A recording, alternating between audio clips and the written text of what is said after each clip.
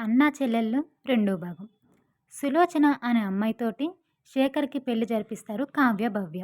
సులోచన కూడా పెళ్ళైనప్పటి నుంచి కావ్యని, భవ్యని బాగా చూసుకుంటూ ఉంటుంది. ఇక అది చూసి శేఖర్‌లోని భయం నెమ్మదిగా తగ్గిపోతుంది.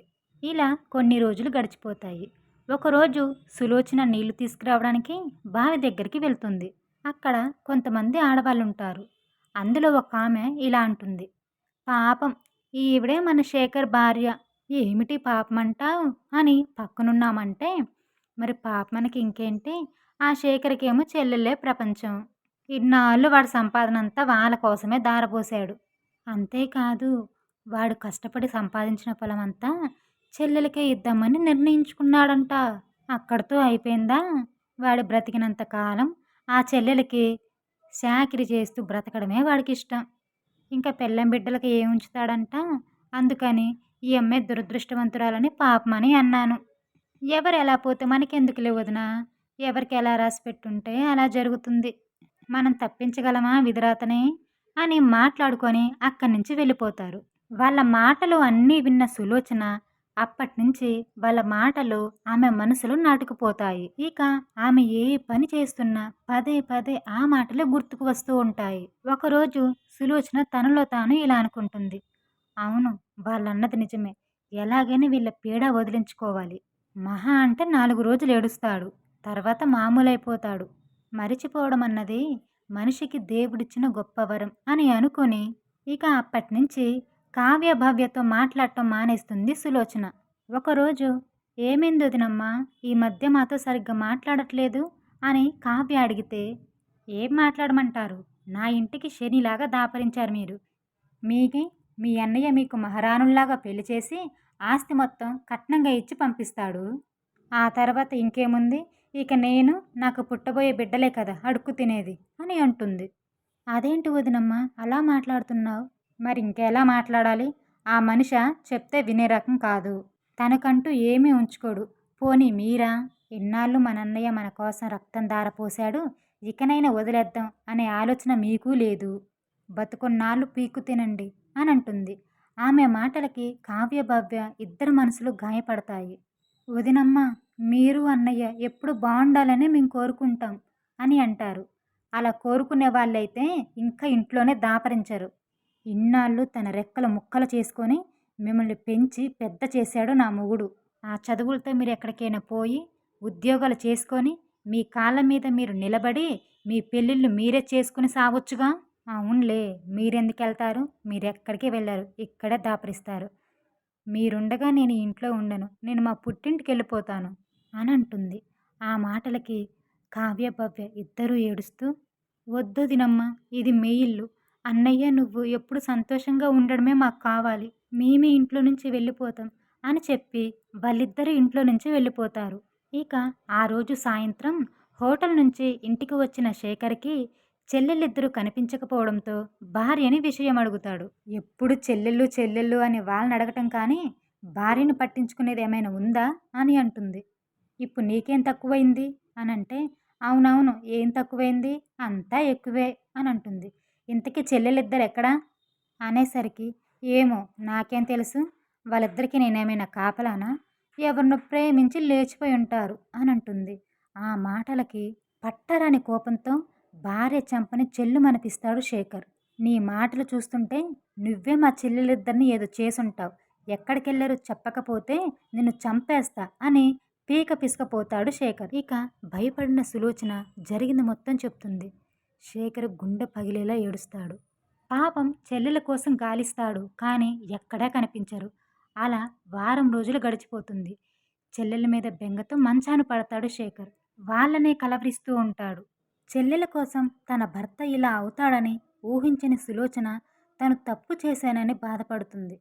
ఏమయ్యా, మనకి పుట్టబోయే పిల్లల భవిష్యత్తు కోసం నువ్వు నేను బాగుండాలని ఏదో నలుగురు చెప్పిన మాటలు విని బుద్ధి గడ్డి తిని మీ చెల్లెల్ని అలా అన్నానే తప్ప వాళ్ళ మీద నాకు ఎటువంటి కోపం లేదు. ఇప్పుడు నువ్వే దక్కని పరిస్థితుల్లో వాళ్ళని దూరం చేసుకుని నేనేం సాధిస్తాను? వాళ్ళెక్కడున్నా సరే వాళ్ళని వెతికి వాళ్ళ కాళ్ళు పట్టుకొని మరీ ఇంటికి తీసుకొస్తానయ్యా అని చెప్పి వాళ్ళ కోసం వెతుకుతూ ఉండగా ఇంతలో రామయ్య బాబాయ్ కలుస్తాడు. ఏంటమ్మా అలా ఉన్నావేంటి? ఇట్టా సిగ్గిపోయావేంటి?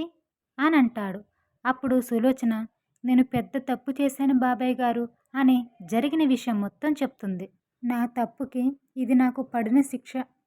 ఆ అన్న చెల్లెల మధ్య అనురాగాన్ని, విడదీయలేని గొప్ప అనుబంధాన్ని అర్థం చేసుకునే మూర్ఖురాలిని. ఎలాగైనా వాళ్ళని వెతికి నేను తీసుకొచ్చినప్పుడే నేను చేసిన తప్పుకి ప్రాయశ్చిత్తం కలుగుతుంది. ఇక నేను బయలుదేరతాను బాబాయ్ అని చెప్పి అక్కడి నుంచి వెళ్తుండగా, అవసరం లేదమ్మా, కావ్య భవ్య ఇద్దరూ నా దగ్గరే ఉన్నారు. వాళ్ళు ఊరొదిలి వెళ్ళిపోతుండగా నా కంట పడ్డారు. నేను గుచ్చి గుచ్చి అడిగితే అసలు నిజం చెప్పారు. వాళ్ళిద్దరికీ నీ పైన కోపం లేదమ్మా. వాళ్ళన్నయ్య వదిన సంతోషంగా ఉండాలన్నదే వాళ్ళ తపన అని అంటాడు. అప్పుడు సులోచన, వాళ్ళుంటేనే మాకు జీవితం. వాళ్ళిద్దరూ లేకపోతే మా ఇల్లు బాగుండదు. వాళ్ళ దగ్గరికి నన్ను తీసుకెళ్ళు బాబాయ్ అని అనగానే రామయ్య సులోచనని కావ్య భవ్య దగ్గరికి తీసుకెళ్తాడు. నన్ను క్షమించండమ్మా, మీ ప్రేమని నేను అర్థం చేసుకోలేకపోయాను. మీరు అందరిలా వదినాను కాకుండా వదినమ్మా అని నన్ను పిలిచారు. అయినా కూడా మీ మనసుని నేను అర్థం చేసుకోలేకపోయాను అని కావ్య భావ్యని ఇద్దరినీ తీసుకొని ఇంటికొస్తుంది సులోచన. చెల్లెళ్ళిద్దరినీ చూసి ఆనందంతో పరిగెత్తుకుంటూ వస్తాడు శేఖర్.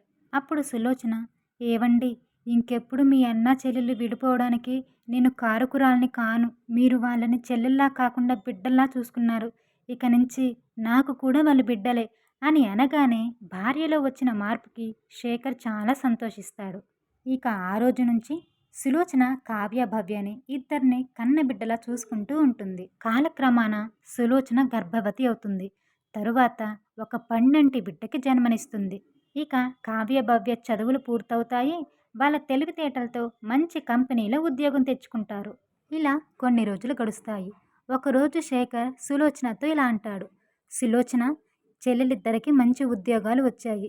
ఇక వాళ్ళ పెళ్ళిళ్ళు చేస్తే మన బాధ్యత తీరిపోతుంది. అవునండి, మంచి సంబంధాలు చూడండి. మనకున్న దాంట్లో మంచిగా పెళ్లి చేసి పంపిద్దాం అని మాట్లాడుకుంటూ ఉండగా అక్కడికి కావ్య భవ్య వస్తారు. ఏంటన్నయ్యా, మాకప్పుడే పెళ్లి చేసి ఇంటి నుంచి పంపించేయాలని చూస్తున్నారా అని అంటారు. అప్పుడు శేఖర్, అదేంటమ్మా అలా అంటారు? మీరు లేకుండా నేను ఉండగలనా? కానీ ఏ వయసులో జరగాల్సిన ముచ్చట ఆ వయసులోనే జరగాలమ్మా అనేసరికి కావ్య, అలా కాదన్నయ్య, మా చిన్నప్పటి నుంచి మీరెంతో కష్టపడ్డారు. ఆర్థిక ఇబ్బందులన్నీ ఎదుర్కొన్నారు. అన్నీ త్యాగం చేసి మమ్మల్ని ఈ స్థాయికి తీసుకొచ్చారు. అందుకే అన్నయ్య, మేమిద్దరం ఒక నిర్ణయం తీసుకున్నాము. ఇప్పుడు మాకు మంచి ఉద్యోగాలు కూడా వచ్చాయి. ఈ సమయంలో మా స్వార్థం మేము చూసుకొని పెళ్లి చేసుకొని అత్తారింటికి వెళ్ళిపోతే మీ రుణం తీర్చుకునే అవకాశం మాకుండదు. కాబట్టి కనీసం 2 ఏళ్ళైనా మమ్మల్ని మీతో ఉండనివ్వండి. మీరు కొంచెం ఆర్థికంగా నిలదొక్కున్నాక మీరు అన్నట్టుగానే మాకు పెళ్లి చేసి పంపిద్దురు గాని అని అంటారు. ఆ మాటలు విన్న శేఖర్ ఏదో చెప్పబోతుండగా, అన్నయ్య, మీరింకేం మాట్లాడొద్దు అని చెల్లెలిద్దరూ గట్టిగా చెప్పేస్తారు. ఇక శేఖర్ చేసేదేం లేక, సరేనమ్మా, మీకు ఎప్పుడు పెళ్లి చేసుకోవాలనిపిస్తే అప్పుడే పెళ్లి చేస్తాను అని అంటాడు. ఆ మాటలకి కావ్య భవ్య ఎంతో సంతోషిస్తారు. అనుకున్నట్టుగానే అన్నయ్యకి చేదోడు వాదోడుగా ఆర్థికంగా సహాయం చేస్తారు చెల్లెళ్ళు. 2 సంవత్సరాల తర్వాత మంచి సంబంధాలు చూసి కావ్య భవ్యకి ఘనంగా పెళ్లి చేసి అత్తారింటికి పంపిస్తారు. ఇక అందరూ చాలా సంతోషంగా ఉంటారు. కథ సమాప్తం. ఈ స్టోరీ మీకు ఎలా అనిపించింది? నచ్చితే లైక్ చేయండి. ఇలాంటి మరిన్ని మోరల్ స్టోరీస్ కోసం మా ఛానల్ని సబ్స్క్రైబ్ చేయండి.